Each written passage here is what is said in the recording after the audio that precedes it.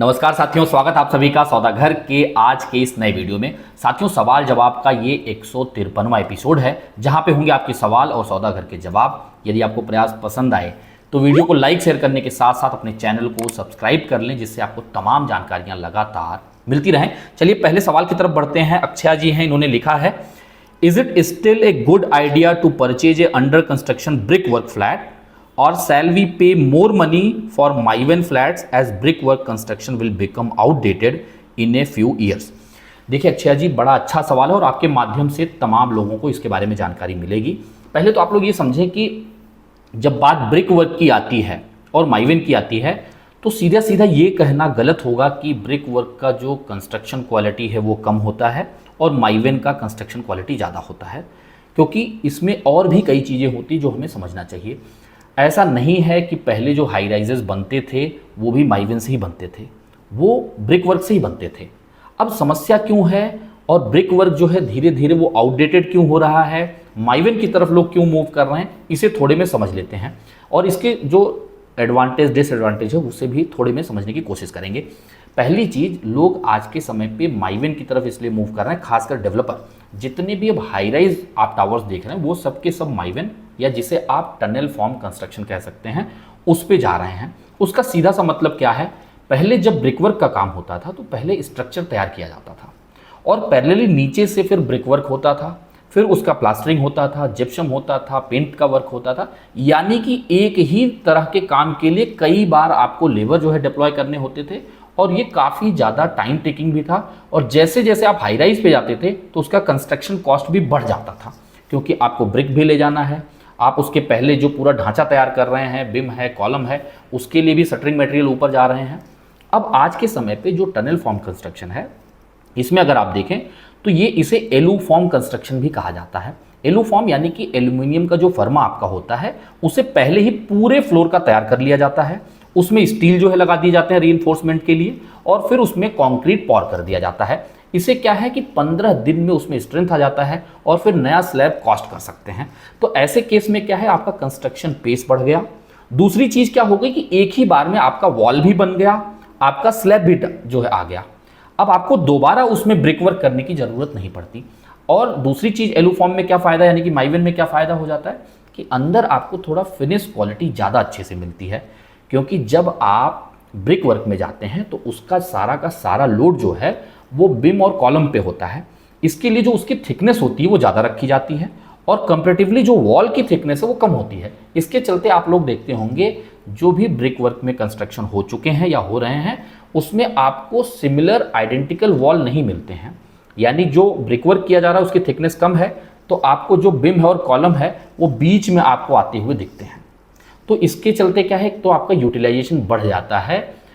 एलू form construction में। तो ये सब चीज़ों को देखते हुए और जो मटेरियल को ऊपर ले जाने का काम हाई राइज में वो भी आसान हो जाता है, क्योंकि एक ही बार में चीज़ें आपकी तैयार हो जा रही हैं। लेकिन जब आप उसे ब्रिक वर्क में करते हैं तो वो एक ही बार में तैयार नहीं होती हैं, उसके लिए आपको बार बार मटेरियल ऊपर ले जाना है। एक बार आप जो है स्ट्रक्चर तैयार करेंगे, फिर ब्रिक ले जाएंगे, फिर उसकी प्लास्टरिंग होगी, इसमें समय बच जाता है। इसमें प्लास्टरिंग की भी कई बार जरूरत नहीं पड़ती है, सीधा जिप्सम का यूज करके उसे फिनिश कर दिया जाता है।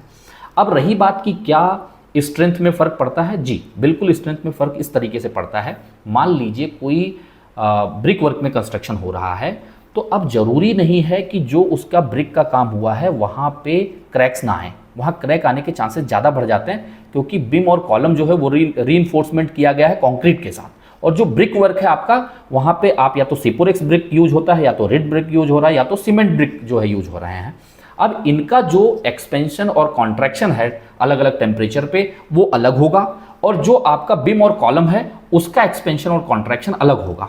तो इसके चलते क्या है कि, और खासकर जैसे पुणे में अगर आप देखें तो यहाँ टेम्परेचर डिविएशन काफ़ी ज़्यादा है। रात में टेम्परेचर काफ़ी कम हो जाता है और दिन में टेम्परेचर 35-36 तक अमूमन चले जाते हैं और गर्मियों में 40-45 तक भी जाता है। तो इसके चलते कहीं ना कहीं क्रैक्स ज़्यादा आते हैं, और अगर क्रैक्स आ रहे हैं ब्रिक वर्क में तो वहाँ से लीकेजेज और सीपेजेज के चांसेस भी बढ़ते हैं, जिसके चलते कि उसमें समस्याएं फ्यूचर में आने की संभावनाएं बढ़ जाती हैं। लेकिन अगर उसे अच्छे से प्लास्टर किया गया है, अच्छे से वहाँ पे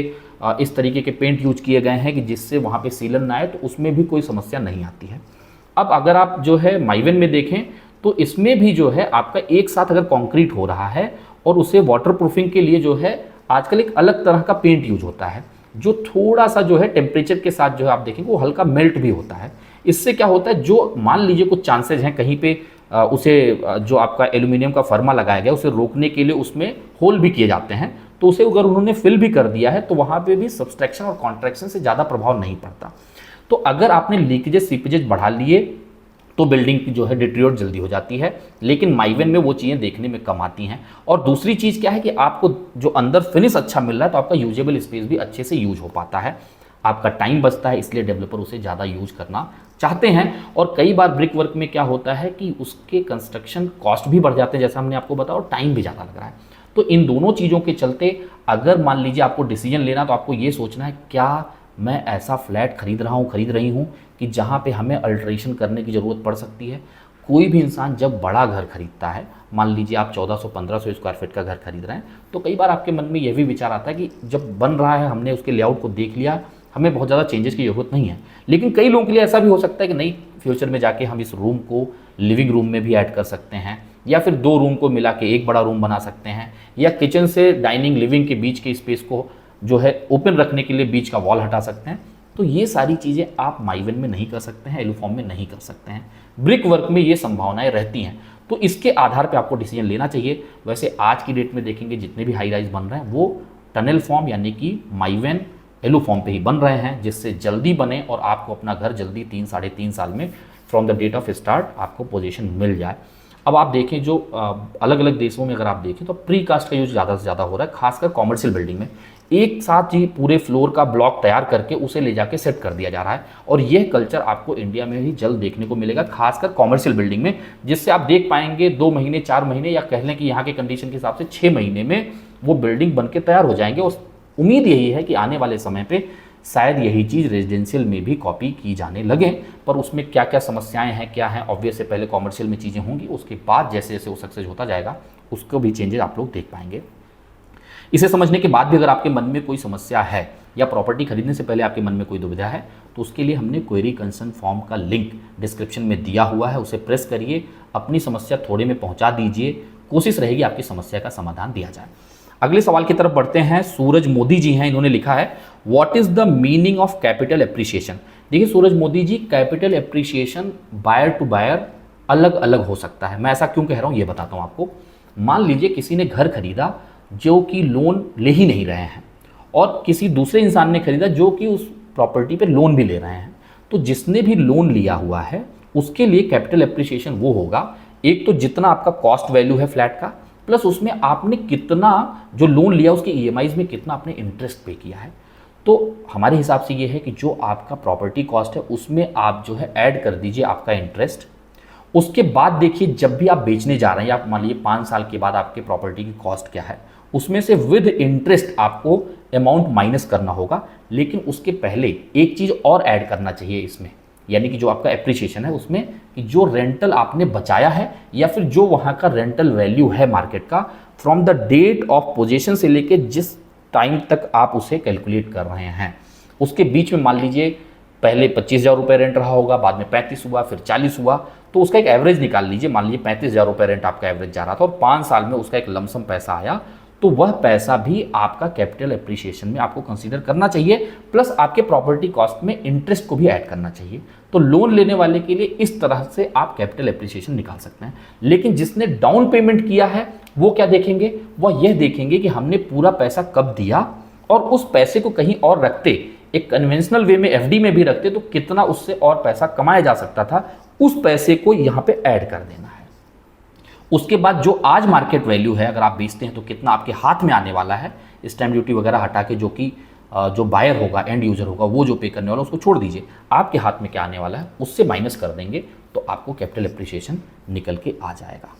अब रिकरिंग इनकम आप सभी को पता ही होगा, यानी कि जिस प्रॉपर्टी को आपने खरीदा है, अगर आपने उसे रेंट पे दिया है तो उसमें से जो कुछ भी थोड़ा बहुत मेंटेनेंस में जा रहा होगा और आपका प्रॉपर्टी टैक्स में जा रहा होगा, ये दोनों चीज़ें माइनस करने के बाद जो बच रहा है वही आपका आरओआई होता है।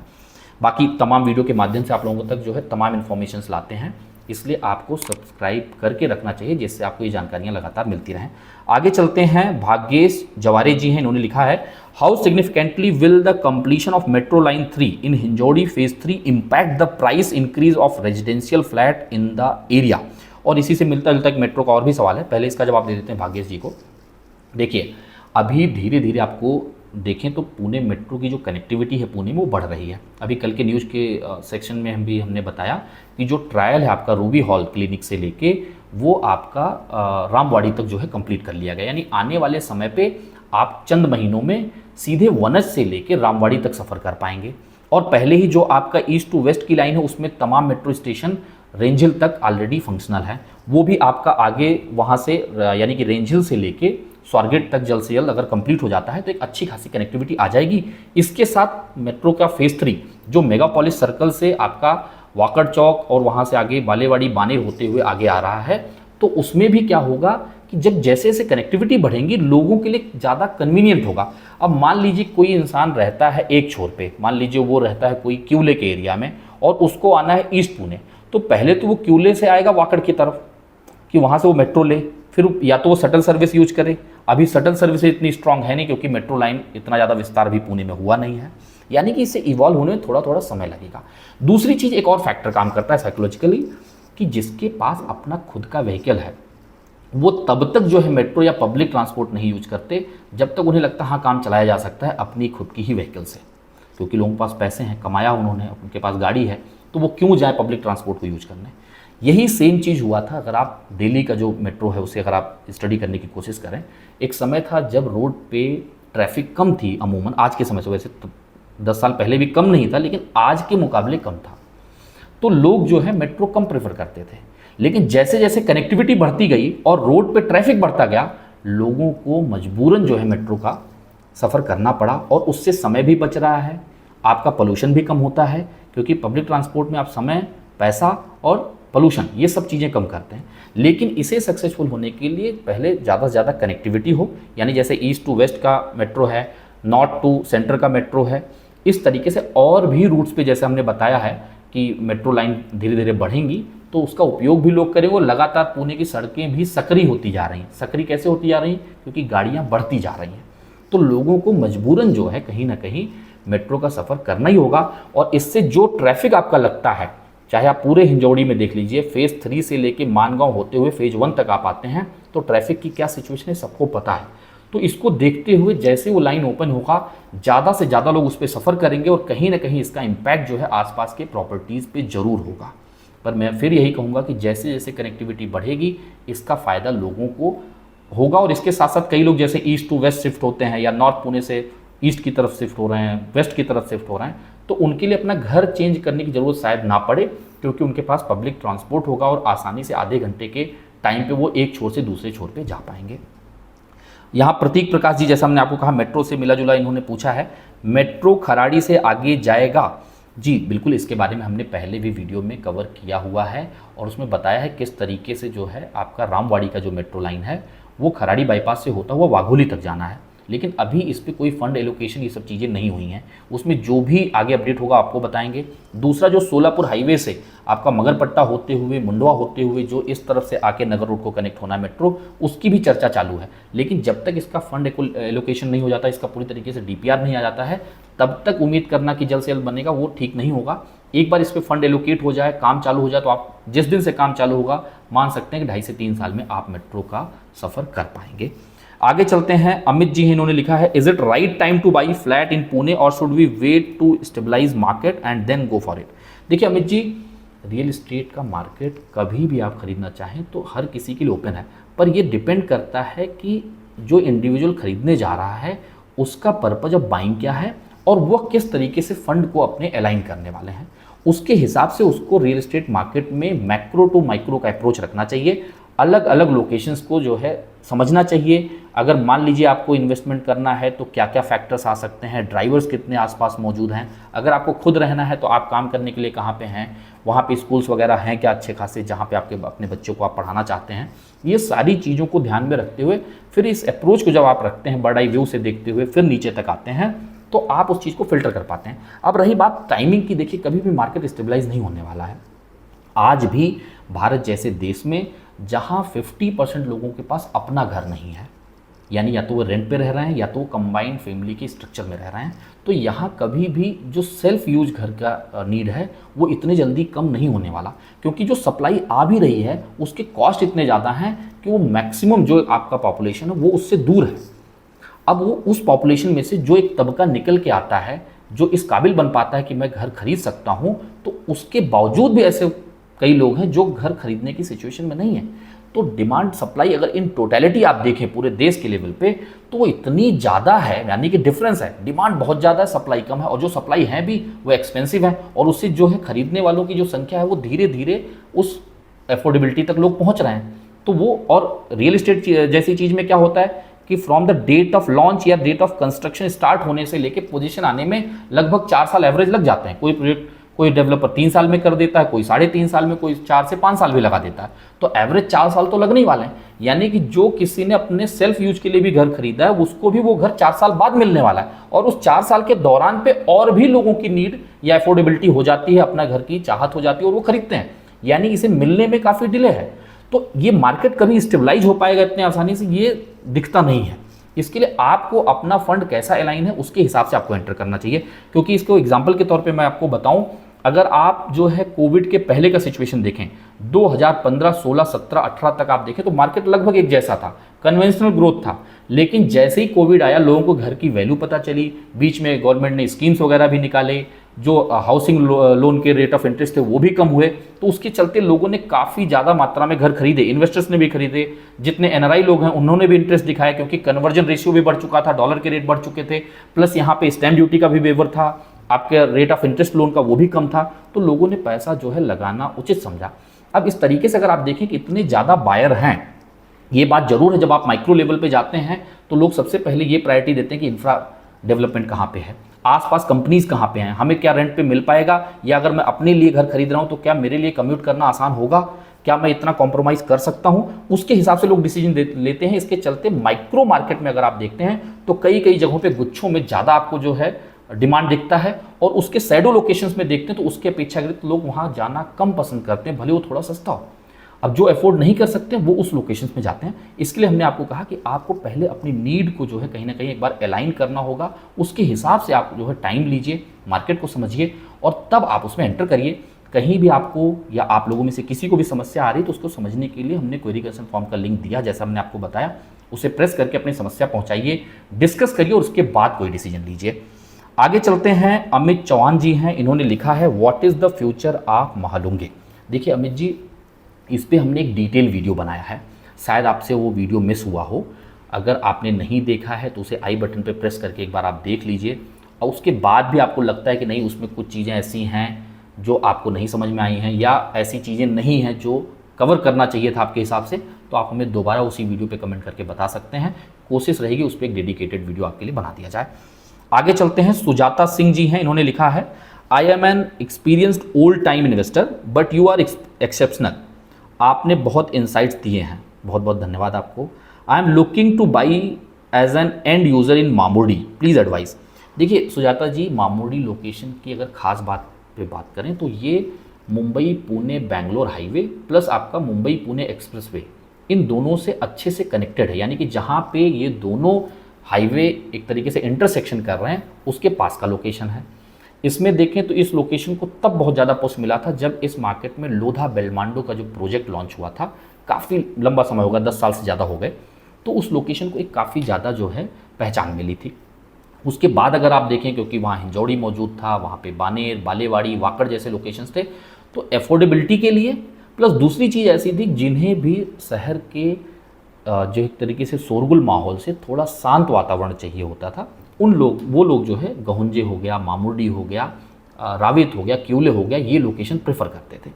अब अगर आपकी नीड ऐसी है कि यार ठीक है बच्चे बड़े हो चुके हैं, अब उन्हें स्कूल आसपास जो है कोई ऐसा हार्ड एंड फास्ट नहीं है कि मुझे बिल्कुल स्कूल के ही पास रहना है या किसी कॉमर्शियल सेटअप के आसपास रहना है,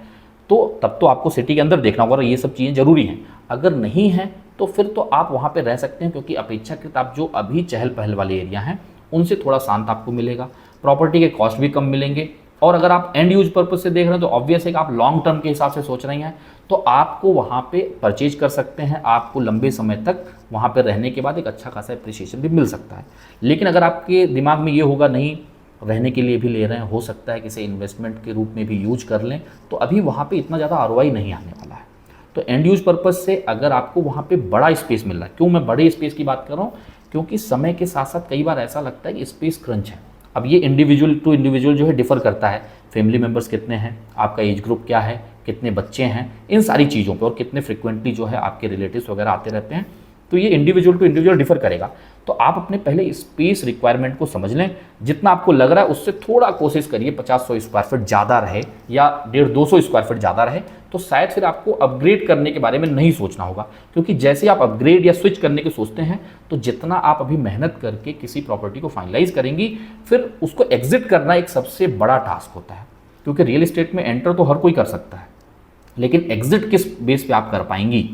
क्या आप अपने टर्म कंडीशन पे कर पाएंगी, क्या वहाँ का जो मार्केट रेट होगा उसमें आपकी प्रॉपर्टी निकल पाएगी, और अगर निकलेगी तो क्यों निकलेगी, ये सारे सवाल अभी अगर आप कर लेंगी तो आपको आने वाले समय पे आसानी होगी। फिर भी कोई दुविधा है तो आप हमें कमेंट में लिख के बता सकते हैं, आपके मन में कोई सुझाव है तो वो भी हमें जरूर बताएं। आगे चलते हैं, कैलाश अगाले जी हैं, इन्होंने लिखा है what about the forest road which connects Lohegaon to Kharadi bypass. देखिए, हमने रिसेंटली एक वीडियो बनाया था जो उबाले नगर से वाघोली के मेन लोकेशन को कनेक्ट करने वाला रोड है, यानी कि जो आपका कोहिनूर कलाइडो की तरफ जाता है, वीजे इंचेंटे की तरफ जाता है, और उबाले नगर भी वाघोली का ही हिस्सा है। तो ये रोड के बारे में हमने आपका अभी यहाँ जिक्र क्यों किया है, क्योंकि उस रोड को बनने में जहाँ से वो डीपी प्लान जा रहा है आपका, वो रोड वो प्राइवेट लैंड है, और अगर वो किसी डेवलपर या प्राइवेट ओनर का लैंड पार्सल है तो वो तभी जो है उस रोड को ओपन करते हैं जब उसका वो यूटिलाइजेशन प्लान कर लें कि वो किस तरीके से वहाँ पे अपना लेआउट लेके आने वाले हैं, और उसी के बाद ही वो रोड वहाँ पे देते हैं और उसका एफएसआई यूटिलाइज करते हैं। वही सेम सिचुएशन जो है आपके इस रोड पे भी है, क्योंकि यहाँ लैंड एक्वायर नहीं हुआ है।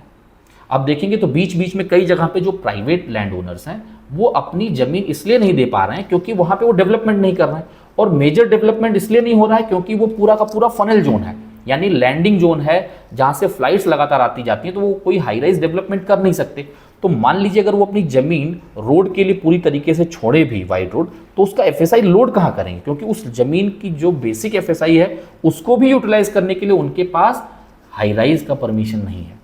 तो इस समस्या के चलते वहाँ पे आप देख रहे हैं कि पिछले कई सालों से कई पैचेज में रोड का डेवलपमेंट ढंग से नहीं हो पाया है। अब ये कब सुलझेगा, कब वहाँ पे किस तरीके से कंपनसेशन, क्या गवर्नमेंट उसे एक्वायर कर लेती है, तो इसके हिसाब से करेंगे, क्योंकि वहाँ पे भी बहुत ज़्यादा क्राउड रहता नहीं है। केवल जो लोग लोहगांव से एक तरीके से ट्रैफिक को बचा के यहाँ पे आना चाहते हैं खराड़ी की तरफ, या खराड़ी से लोग जो है धानोरी, लोहगांव, विश्रांतवाड़ी या मान लीजिए चरोली की तरफ जाना चाह रहे हैं, तो वो उस रूट का यूज करते हैं। अभी उसका यूज जो है पिछले कई 2-3 सालों में काफ़ी तेज़ी से बढ़ा है, लेकिन उसके हिसाब से आप देखेंगे तो वहाँ पे कई पैचेज में अभी तक डेवलपमेंट नहीं हुआ है। तो उम्मीद करिए कि उस पर गवर्नमेंट की तरफ से कुछ फंड जाए, वहाँ उनको कंपनसेशन मिल जाए, जो भी डिस्प्यूट है वो क्लियर हो जाए, तो शायद रास्ता जल्दी बन सकता है। साथियों, आशा करते हैं आप सभी को सौदा घर का प्रयास पसंद आ रहा होगा। यदि पसंद आ रहा है तो लाइक शेयर कर लीजिए और अपने चैनल को सब्सक्राइब कर लें। जल्द मिलेंगे एक नए वीडियो के साथ, एक नई इन्फॉर्मेशन के साथ। तब तक के लिए धन्यवाद, नमस्कार।